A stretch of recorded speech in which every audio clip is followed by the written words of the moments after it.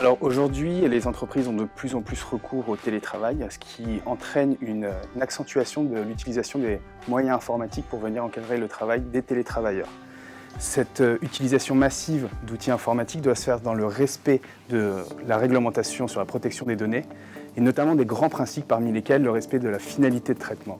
Je ne dois pas utiliser des données à d'autres fins que pour celles qui ont été prévues initialement. Typiquement, je ne vais pas utiliser les données d'un salarié collectées pour sa paye à des fins d'évaluation.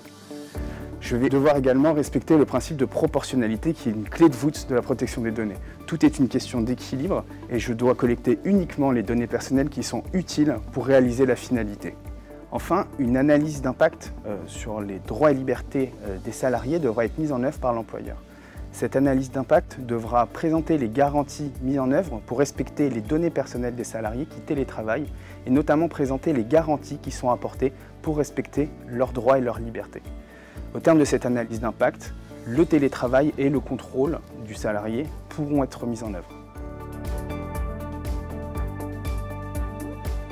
Alors l'employeur, que ce soit en télétravail ou en physique, il a ce pouvoir de contrôle et cette responsabilité de contrôler le salarié. Alors il y a des choses qui ne sont pas possibles de faire, typiquement utiliser un keylogger qui va suivre les touches utilisées par un salarié, ce n'est pas possible, ou demander à un salarié d'utiliser une caméra pour justifier de sa présence devant son écran pendant toute la journée. En revanche, la CNIL a clairement défini des pratiques qui étaient autorisées, parmi lesquelles la définition de tâches ou d'objectifs que l'employeur va venir contrôler sur une période donnée.